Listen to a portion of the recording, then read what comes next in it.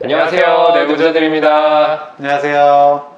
되게 핫한 주제인 알패스. 사실 들여다보면 굉장히 신기한 내용들이 많더라고요. 잘 이해 안 가는 부분들까지 이건 뭐지? 싶은 게 있는데 저희끼리 그냥 각자 어떻게 생각하는지, 정신과 의사들은 이거에 대해서 어떻게 느끼는지 간단하게 얘기를 해보려고 합니다.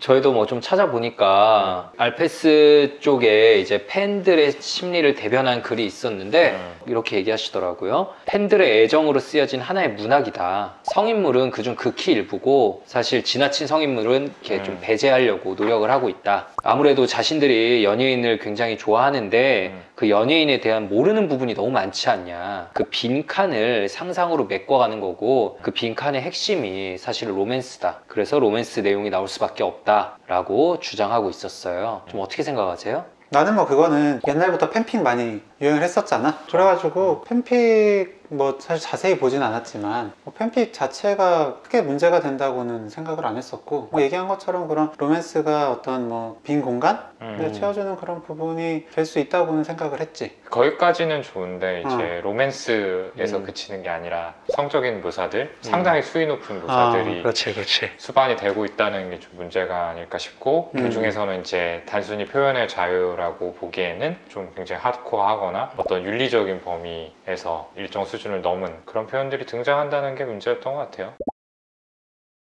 규영이 말한 것처럼 사실 이런 어느 정도의 공상은 옛날에도 있던 거고 또 어떻게 보면 누구나 하는 거고 공상은 당연한데 그리고 판타지는 당연한데 그거를 혼자 머릿속으로 가지는 걸 넘어서 이렇게 하나의 창작물로 만들어서 다른 사람들과 공유하는 거? 이건 또 어떤 심리일까? 문득 든 생각인데 본인의 공상을 좀 더 공고하게 하기 위한 하나의 수단이 아니었을까? 라는 생각이 들거든. 이 내가 만들어낸 이 관계, 이 세계에 대해서 많은 사람들이 공감을 해주고 좀 지지를 받는다면은 그러니까 그 판타지 시킹이라고 하는 방어 기제에서 얻을 수 있는 심리적 만족감의 크기가 더 커지지 않을까라는 생각. 그래 결국에 이제 어쨌든 그 상상, 공상을 하는 걸 글, 뭐 어쨌든 그림 이런 걸로 표현을 하면 그 자체로 더 명확해지잖아. 거기서 또 어떤 욕구들이 좀 충족이 되는 것들이 맞는 있으니까. 것 같아. 그러니까 조금 더 정교화되게 되는 부분이 있어. 그럴 때 그 상상이 조금 더 힘을 갖게 되는 부분도 분명히 있는 것 같네. 그리고 그런 인정의 욕구도 있지 않겠어요? 그러니까 나의 창작물에 대해서 다른 사람들이 보여주는 관심이나 찬사, 인정 뭐 이런 것들이 판타지 시킹이라는 것과 별개로 중요하게 작용하지 않았을까. 형은 어떻게 생각하는데? 왜 음흠만 하고 계시죠? 두 명이 생각보다 똑똑해가지고 근데 우리가 뭐 판타지 시킹 막 이런 얘기를 하는데 그러니까 사실 별다른 얘기는 아니고 이제 공상이에요. 공상. 이 공상을 누구나 하는 건데 이게 방어 기제에도 들어가 있거든요. 그러니까 이제 심리적으로 우리가 뭐 뭔가 손상을 입을 때 그거를 이제 막기 위한 게 방어 기제잖아. 그래서 이 공상이란 게 왜 방어 기제에 있을까? 그걸 나 혼자 또 곰곰이 생각을 하고 있었는데 근데 생각을 해보니까 내가 이제 겁나 좋아하는데 그 대상을 겁나 좋아하는데 막상 또 생각해보면 나는 그 사람이랑 진짜 아무것도 없는 거야.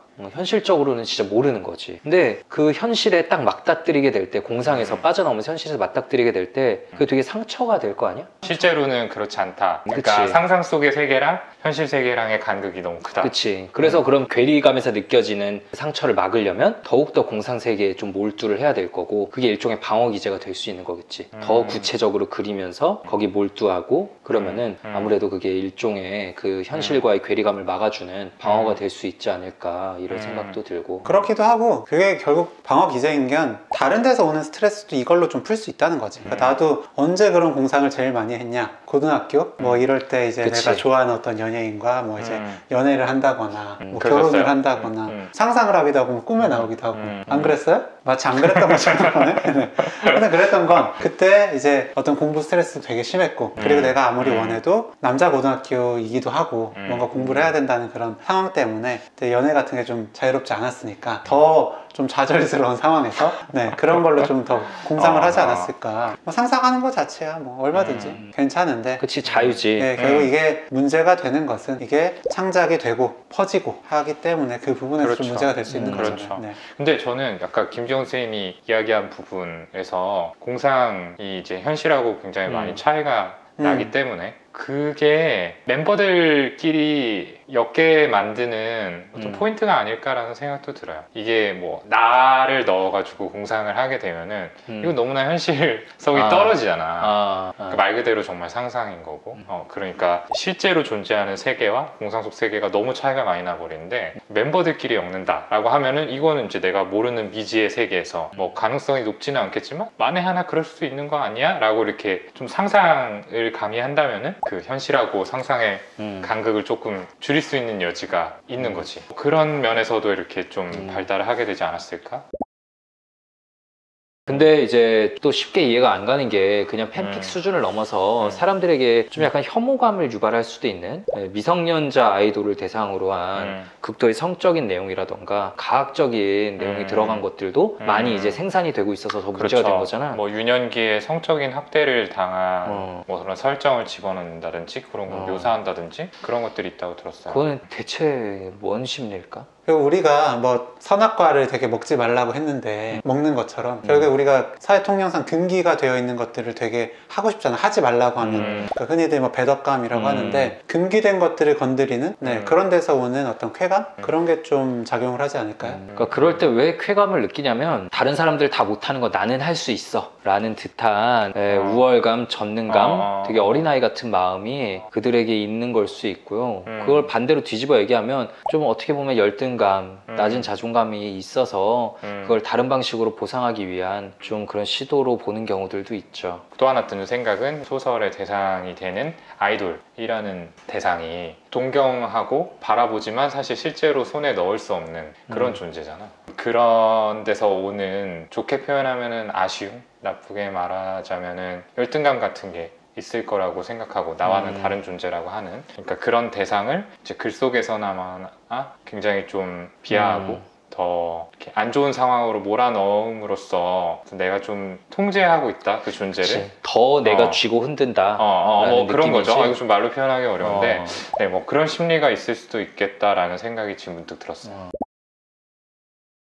근데 어쨌든 간에 아까 우리가 알페스의 심리는 뭘까에 대해서 좀 얘기를 해봤는데 왜 안 될까? 그러니까 당연히 우리도 얘기했지만 팬픽 뭐 어느 정도 당연하고 공상 어느 정도 당연한데 이 문제시되는 영역에서의 알페스 이거는 왜 안 될까? 이거에 대해서 좀 얘기를 해봤으면 하는데 일단은 실존 인물이 등장한다는 게 제일 큰 문제겠죠. 어쨌든 당사자들의 동의가 없는 상태에서 상대의 명예를 훼손할 수 있는 수위의 표현들이 들어간 창작물은 당연히 허용될 수가 없죠. 그렇다고 생각을 하고요. 그치. 예를 들어서 누가 우리 가지고 그런 내용을 쓴다. 뭐 당연히 그런 일 없지만 당연히 기분 나쁠 일이잖아요. 반대로 생각을 해보면은.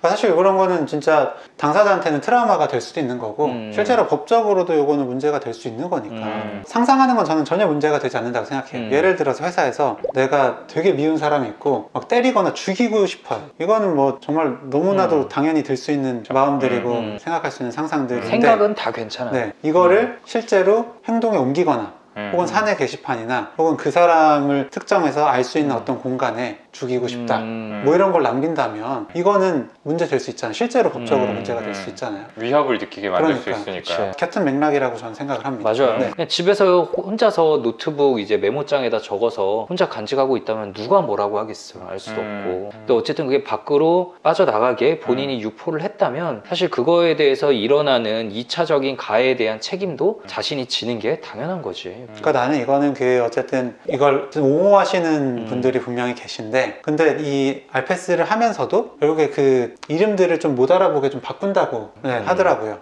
그런 걸 보면 결국 본인들도 좀 이게 문제라는 거는 어느 정도 인지를 하고 문제가 될 상황에 대해서 좀 대비를 하고 있다는 의미이기도 하겠죠. 우리가 예전에 이제 패티시즘, 그 변태 성욕에 대한 이제 영상에서도 얘기했는데 사실 그게 이제 남에게 피해를 안 끼치는 그런 정도라면은 이제 뭐 문제 삼지 않을 수도 있지만 예를 들어 그 여러 가지 변태 성욕 중에서도 소아 성애의 경우는 결국 누군가에게 극심한 피해를 끼칠 수밖에 없으니까 그건 이제 인정받을 수 없는 그 문제가 될 수 있는 걸로 보잖아. 이것도 역시 그런 거 아닐까. 그냥 정말 팬픽 수준 그리고 남들에게 그걸 유포하지 않고 혼자 가지고 있는 공상 수준이라면 괜찮지만 거기에 이제 성적인 내용이 들어가고 그게 남들에게 또 유포가 된다면 마치 소아 성애와 그냥 거의 비슷한 케이스 아닌가.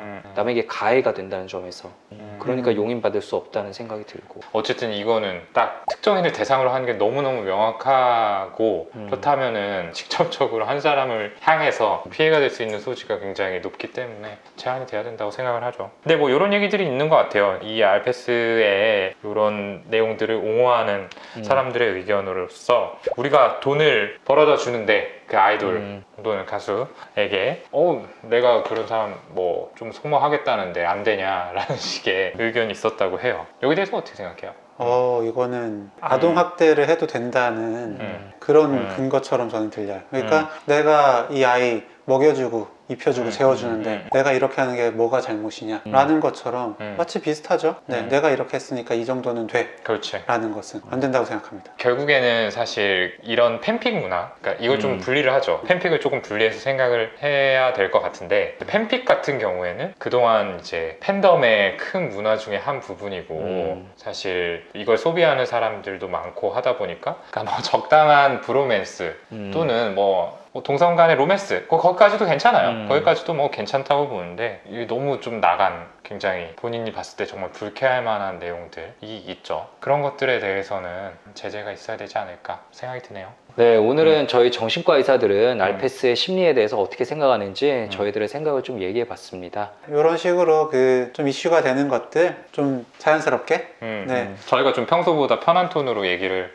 하려고 했는데 사실은 좀 존댓말이 많이 나오네요. 제가 워낙 두 분을 평소에 극진하게 모시다 보니까 이게 자꾸 좀 티가 나는 것 같아요. 리액션 포메이션이지. 네, 그렇죠. 그치? 네, 전형적인. 네. 네, 그럼 저희는 다음에 더 유익하고 재미있는 컨텐츠 가지고 찾아뵙도록 하겠습니다. 감사합니다. 감사합니다.